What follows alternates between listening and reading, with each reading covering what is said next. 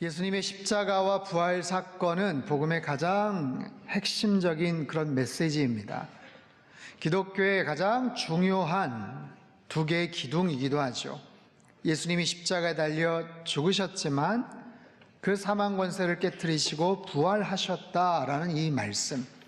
지난 일주일 동안 가상칠언의 말씀을 통해서 새벽 예배 때, 또 지난 주일 예배 때서부터 예수님의 그 고난의 의미, 십자가에 담긴 깊은 의미들을 함께 살펴봤습니다. 또 금요일 저녁 성금요 예배 때는 정말 특별한 예배를 통해서, 또 성만찬을 통해서 예수님 십자가에 담겨져 있는 특별한 의미와 또 부활의 소망에 대해서 저희들이 함께 또 살펴봤죠. 십자가에 담겨져 있는 하나님의 놀라운 구원의 계획들이 있어요. 하나님의 놀라운 구원의 역사가 있습니다. 하지만 그것이 부활이 이루어지지 않으면 완성될 수가 없는 것이죠. 십자가에는 정말 말할 수 없는 수치와 통곡과 탄식과 아픔과 절망과 죽음이 있지만 예수님의 부활을 통해서 그것이 영광과 또 소망과 승리와 생명으로 이어지는 그런 놀라운 은혜가 있는 줄 우리들은 믿습니다. 그래서 이 부활 사건은 굉장히 중요한 거예요. 하지만 사람들은 부활이 어디 있냐, 죽었던 사람이 어떻게 다시 살아나냐, 어떻게 살 수가 있냐라고 의심을 하고 그 사건 자체를 부정하려고 합니다. 하지만 예수님 부활하심에 대한 너무나도 많은 증거들이 있어요. 오늘 읽은 본문 안에도 예수님 부활하심에 대한 너무나도 확실한 분명한 증거들이 소개가 됩니다. 그 첫 번째는 열린 무덤입니다. 본문 1절과 2절 말씀을 같이 한번 읽겠습니다. 시작.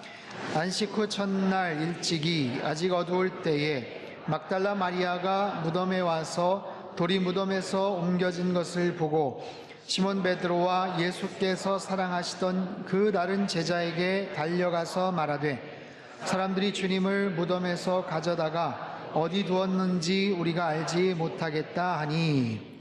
자, 다른 복음서에 의하면 막달라 마리아와 다른 마리아, 다른 여인들이 예수님의 시신에 향품을 바르기 위해서 이른 새벽 예수님의 그 무덤 앞에 찾아갔어요. 그런데 놀랍게도 무덤을 막은 돌이 굴러져 있었다, 치워져 있었다라는 것이죠. 팔레스틴 지역의 무덤은 일반적으로 부드러운 석회암을 파서 만듭니다. 그런 무덤의 입구는 큰 돌로 가로막게 되죠. 맷돌을, 우리가 옛날에 썼던 맷돌을 세워놓은 것 같은 그런 모양으로 그 입구 앞에 홈을 파서 그 돌을 가지고 무덤을 막습니다. 그 이유는 여러 야생동물이나 아니면 도둑들의 침입을 차단하기 위함이죠. 특별히 그 무덤은 부자 아리마대 사람 요셉의 새로운 무덤, 가족 무덤이라고 성경은 소개를 해요. 이 아리마대 사람 요셉은 누구인가? 빌라도 총독을 마음대로 찾아가서 원하는 요구를 할 수 있을 만큼의 그런 권력과 재력을 가진 그런 사람입니다.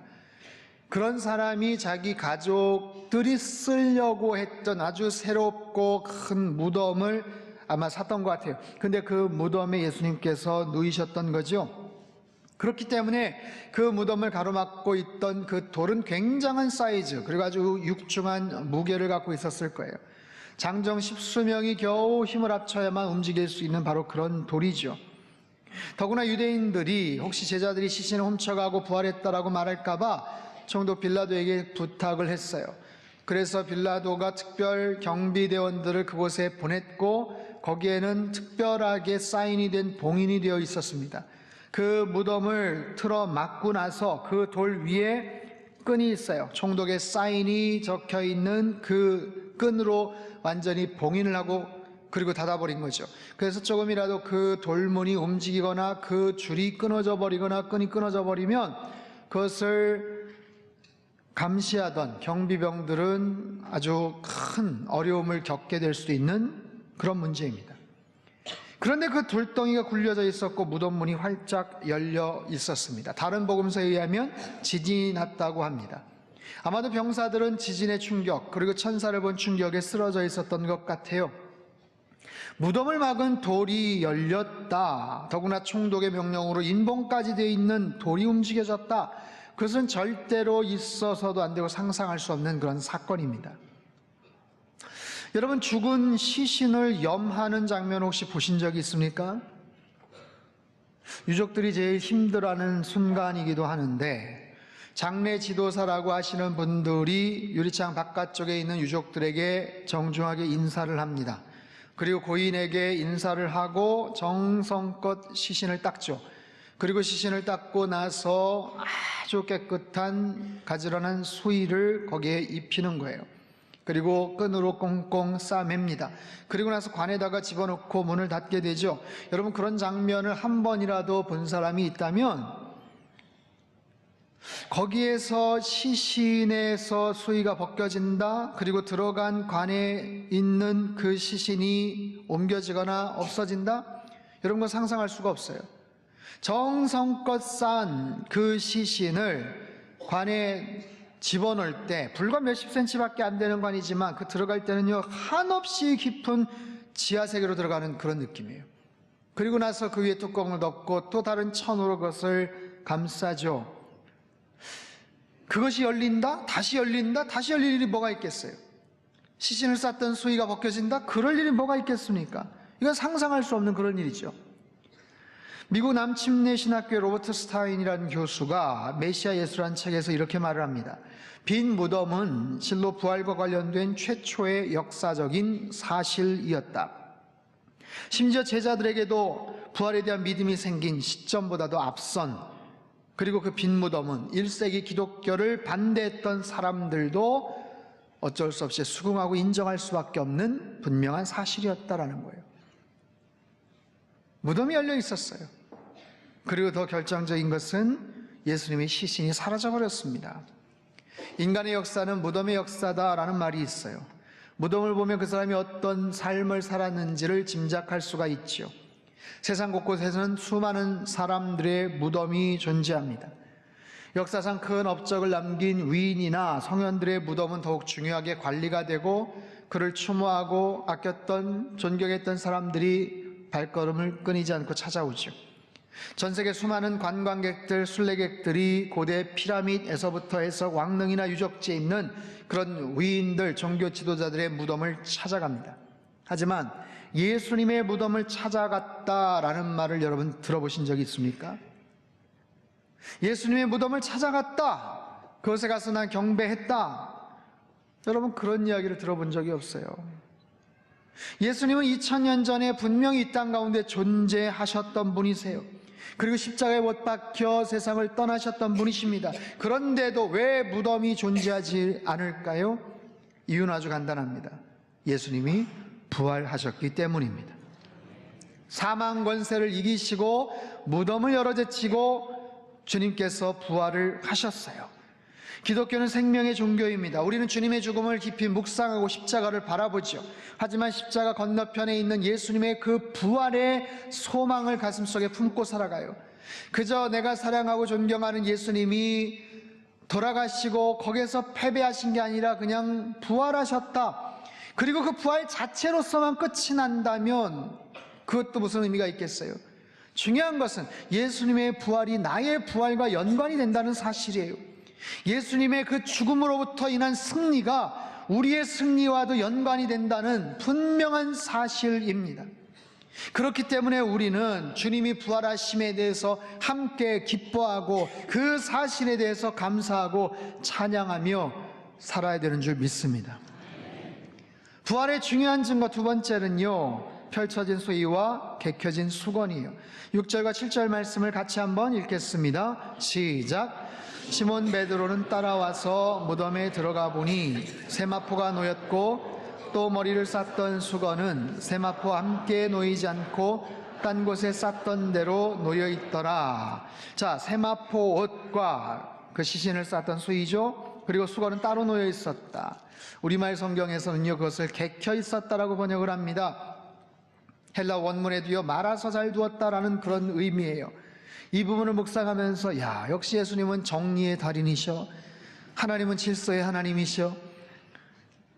여러분, 그게 지금 중요한 게 아니에요. 이 부분이 왜 중요한가? 예수님의 시신은 아주 심하게 망가졌죠. 온몸에 피를 흘리시고 그렇게 망가져서 돌아가신 예수님의 시신을 여러분, 그 위에 세마포 수위로 쌓았을 때 그 수위는 피로 젖고 아마 피부에 붙어버렸을 거예요. 오늘날 이태리 토리노 대성당에 가면 예수님의 세마포 수위가 있다고 합니다. 사진을 한번 보시죠. 아마 보신 적이 있을 텐데, 가로 1.1m, 세로 4.4m의 이 아마포 수위에는 십자가형에 처해진 구렛나루, 턱수염을 기른 남성의 전신이 모습에 있어요. 가시면류관을 쓴 머리 부분, 그리고 옆구리에 창 찔린 그 부분에서 혈흔이 나왔다라고 하죠. 다만 이 토리노 수위의 진위 여부에 대해서는 논란이 있어요. 실제 예수님을 감쌌던 수위다, 아니면 중세에 만들어진 아주 정교한 모조품이다, 위조품이다, 이런 논란이 있기는 하지만 그 수위가 직접 지금 남아있느냐 아니냐, 저것이 사실이냐 아니냐, 그게 사실은 그렇게 중요한 것은 아니고, 분명한 것은 예수님께서는 그 세마포 수위에서 빠져나와 부활하셨다는 사실이에요.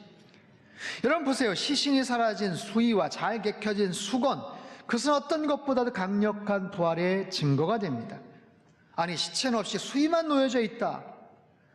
누가 시신을 훔쳐간다고 하더라도 그 순간에 시신에서 그 수위를 벗겨낸다는 것은 여러분 말이 됩니까? 그리고 언제 경비병들이 들어올지도 모르는데 한가하게서 수건을 개키고 있겠어요? 이건 말이 되지를 않아요. 부활하신 예수님은 정말 그곳에서 스르르 몸만 빠져나오신 거예요. 세마포 옷, 이것은 죽은 자에게 입히는 수의입니다. 수의는 죽음과 절망과 패배를 상징하죠. 여러분, 사람의 옷은요, 여러 가지 그런 메시지가 담겨져 있어요. 내가 어떤 옷을 입느냐, 내가 어떤 취향의 옷을 좋아하느냐, 거기에 따라서 자신의 성격이나 또 그날의 어떤 기분이나 이런 부분들을 감지할 수가 있죠. 지난 금요일 저녁 성금요 예배 때 성만찬을 하고 특별 예배를 드릴 때 많은 성도님들이 오셨는데 다 검은색 복장을 하고 오셨어요. 장례식장에 가는 것 이상의 그런 분위기가 연출이 됐습니다. 단지 검은색을 입고 있다는 것 자체만으로도 얼마나 엄숙하고 그리고 무거운 그런 분위기가 형성되는지 몰라요. 여러분, 세상에 수없이 많은 옷 중에서 가장 큰 절망을 상징하는 옷이 바로 이 세마포 수의겠죠. 절망과 죽음의 상징이에요. 반대로 이제 막 태어난 갓난 아이에게 입히는 베네 쪼고리를 한번 생각해 보십시오. 그 작고 예쁜 베네 쪼고리, 그냥 미소가 지어지죠. 마음속의 기쁨과 행복이 그냥 차오르는 거예요. 하지만 반대로 이 수의, 마지막 세상을 떠날 때 입는 절망과 죽음을 상징하는 이 수의가 벗겨져 있다. 시신은 사라져버렸다. 여러분, 이거 자체가 엄청난 메시지죠. 이 절망의 옷은 그냥 벗어놓기만 해도 승리의 상징이 되는 거예요. 죽음의 옷이 개켜져 있다는 것은 그 죽음을 압도하는 어떤 특별한 능력이 있다는 거죠. 죽음을 이길 수 있는 특별한 힘, 어둠이 이길 수 없는 빛과 같이, 거짓이 이길 수 없는 어떤 진실과 같이, 죽음이 가둘 수 없고 죽음이 이길 수 없는 예수님의 생명의 능력, 부활의 능력이 그 가운데 있었던 거예요. 자, 열려진 무덤, 놓여진 수의, 수건, 이것은 오늘날 존재하지 않습니다. 하지만 그럼에도 불구하고 예수님의 부활 사건이 오늘날 우리에게까지 전해졌던 이유는 뭡니까? 더 확실한 증거, 증인들이 있었기 때문이죠. 오늘 보면 8절 말씀을 같이 한번 읽겠습니다. 8절 말씀 시작. 무덤에 먼저 갔던 그 다른 제자도 들어가 보고 믿더라. 자, 요한과 베드로입니다. 무덤문이 열렸고 시신이 사라졌어요. 이 말에 급하게 뛰어갔던 두 제자가 그 안에 들어가서 상황을 보고 그 사실을 믿었다라는 거예요. 예수님이 부활하셨다라고 믿은 그 믿음은 아닙니다. 하지만 곧 연이어서 그들은 부활하신 예수님을 만나게 되죠. 예수님이 부활하셨음을, 그리고 부활에 대한 그런 메시지를 생전에도 선포하셨음을 그들이 기억하게 되죠. 예수님의 부활을 목격한 사람들이 많아요. 주님께서 다시 사셨다라는 것, 그 현장에 없었던 의심 많은 도마는 나는 절대로 믿지 못하겠다, 어떻게 사람이 다시 살아날 수 있냐, 그 옆구리 그리고 그 못자국 내가 정말 만져보지 않으면 절대로 못 믿겠다, 그 도마를 위해서 예수님이 나타나셨잖아요. 그리고 나서야 나의 주여 나의 하나님이십니다 라고 그런 믿음의 고백을 의심하는 제자 도마는 합니다. 그만큼 믿기가 어려운 그런 사건이지만 수없이 많은 부활의 증인들이 있었어요. 자, 오순절 마가의 다락방에서 성령을 체험했던 제자들, 예수님의 부활 사건을 목격했던 제자들 가만히 있을 수가 없었죠. 그들은 다니면서 주님의 복음을 전합니다. 예수님의 십자가 사건의 의미를 전합니다. 그리고 예수님이 다시 부활하셨음을 선포합니다. 그 사실 때문에 복음이 힘있게 증거되었고 교회는 더욱더 확장이 되었고 2000년 기독교 역사를 통해 수없이 많은 그런 장소, 나라, 지역, 문화, 언어를 초월해서, 공동체를 초월해서 이 주님 부활하셨다는 이 메시지가 우리에게 전해져 온 것 아니에요. 죽었다가 다시 사셨습니다. 죽은 줄 알았는데 다시 무덤을 박차시고 깨트리시고 부활하셨어요. 이것이 얼마나 강력한 메시지가 되고 얼마나 큰 소망이 되겠습니까? 1991년 2월 27일 미국이 이라크와 전쟁을 할 때입니다. 어느 날 미국의 루스 딜로우라는 한 부인이 미 국방부로부터 전보를 받습니다. 그 아들 클레이톤 카펜터 일병이 쿠웨이트에서 지뢰를 밟고 사망했다는 전사 통지서예요. 루스 부인은 이렇게 기록을 합니다. 그때 나의 슬픔과 충격은 말로 표현할 수가 없었습니다. 정말 감당할 수 없는 슬픔 속에서 사흘간을 울었습니다. 그 사흘간을 분노하면서 절규했습니다. 통곡했습니다. 많은 사람들이 와서 나를 위로하려고 했지만 어느 누구의 말도 귀에 들어오지를 않았습니다. 충격은 너무나도 컸습니다. 3일이 지나고 나서 전화 한 통을 받습니다. 전화를 받았더니 어머니 저예요. 저 살아있어요. 이런 말이 전해오는 거예요. 죽었다는 아들의 목소리였습니다. 이 여인이 믿을 수가 없었어요. 그러나 아들의 분명한 목소리 그리고 전화 내용을 확인하고 너무 기뻤어요. 처음에 국방부에서 온 전보가 잘못된 내용이었어요. 착오가 있었던 거죠. 루스 부인이 말합니다. 나는 아들의 살아있음을 확인하고 웃었습니다. 그러다가 소리를 내서 울기도 했습니다. 너무나도 좋아서 어쩔 줄 몰라서 몸이 붕 떠 있는 것 같았습니다. 죽은 아들이 살아있다는 그 소식 그리고 그의 목소리를 들었을 때 내 감정이 얼마나 벅찼는지 아무도 그 순간을 이해하지 못할 겁니다. 여러분 상상해 보십시오.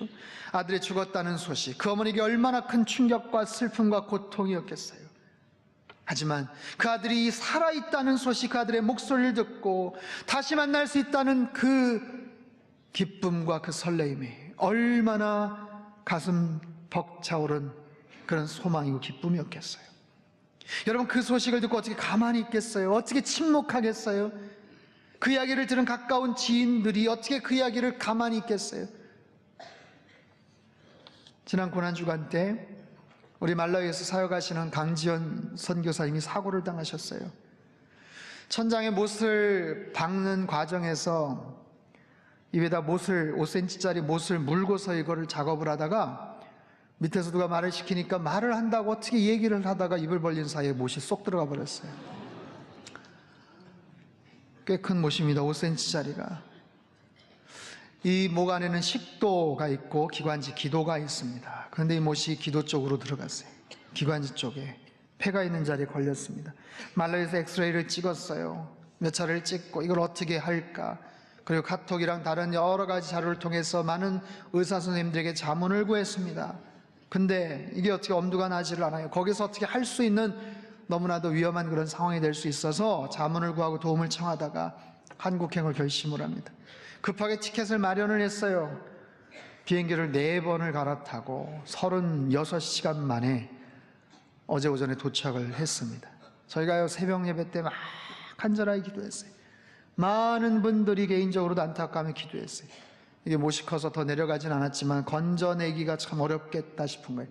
잘못하면 개복 수술을 해야 되는 큰 사고였어요.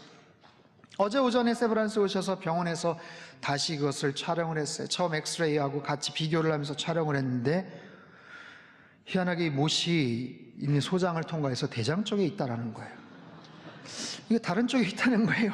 이게 처음 사진은 틀림없이 기관지 쪽에 있었는데 많은 의사 선생님들이 그것을 판단을 하고 그랬는데 이게 못이 어떻게 다른 공간 안에 있는가. 거의 순간이동을 한 것인가. 그래서 선교사님한테 물어봤더니 방콕에서 비행기 기다리며 좀 몸이 춥길래 기침을 막 몇 차례 하는데 몸이 따끔했다라고 이야기를 해요. 그래서 그것이 기침 때문에 올라와서 다른 구멍으로 해가지고 식도로 들어간 것이 아닌가. 그래서 이미 소장을 통과하고 대장 쪽에서 지금 아무튼 있는데, 제가 어제 통화하면서 아무튼 화장실 잘 가셔서 아무튼 하시라고 좀 그런 상황입니다. 그래서 아침에 못이 나왔다고 얘기를 들었는데 아직은 아닌 것 같아요. 아직은 아닌 것 같고, 어쨌든 대장 쪽에 있기 때문에 큰 어려움은 지금 없어요.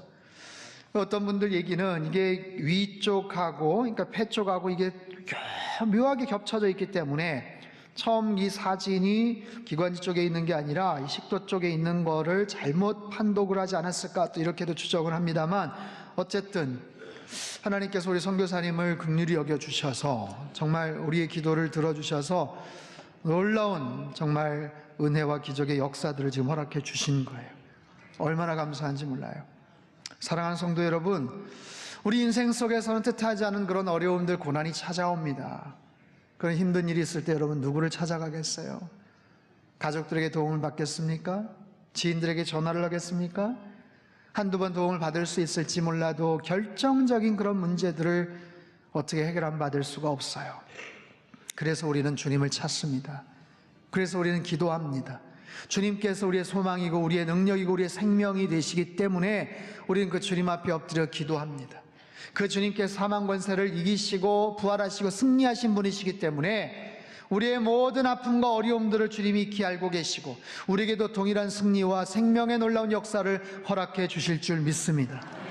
여러분, 세상에서 가장 강력한 힘은 죽음의 힘이에요. 하지만 예수님 안에 있는 그 생명의 능력은 그 죽음을 삼켜버리셨어요. 그 강력한 생명의 힘과 그 능력, 에너지를 통해서 예수님은 다시 부활하신 줄 믿습니다. 부활하신 예수님을 여러분 찬양하시기를 바랍니다. 여러분, 부활하신 예수님을 믿으십니까? 부활하신 예수님을 믿으십니까? 그 주님의 부활이 우리의 부활로 연결되는 줄 믿습니다. 생명의 능력자이시기 때문에 불가능한 것이 없는 줄 우리는 믿습니다. 우리 주님께서는 지금도 살아계셔서 돌문을 움직이고 계셔요. 우리에게는 여러 가지 종류의 돌문이 있습니다. 여러분, 한 분 한 분에게 크고 작은 모습의 돌문이 있을 거예요. 이 돌문은 절대로 움직여지지 않아. 아니, 이 돌문은 움직이면 안 돼, 움직여질 수 없어 싶은 여러 가지 모습의 그런 돌문들이 있습니다. 회의적이고 부정적이고 답답하고 속상한 절망과 좌절의 여러 가지 돌문들이 있어요. 하지만 예수님은 그 돌문을 움직여 주실 수 있는 분인 줄 믿습니다. 우리 안에 있는 모든 의심의 돌문, 패배와 좌절과 낭망의 돌문들이 활짝 열리는 역사가 있게 되기를 축원합니다. 여러분, 예수님을 감싸고 있었던 그런 세마포 수위가 있었습니다. 하지만 예수님은 아무렇지도 않게 빠져나오셨어요. 마찬가지로 우리를 감싸고 있는 여러 가지 모습의 수위가 있습니다. 절망의 수위가 있습니다.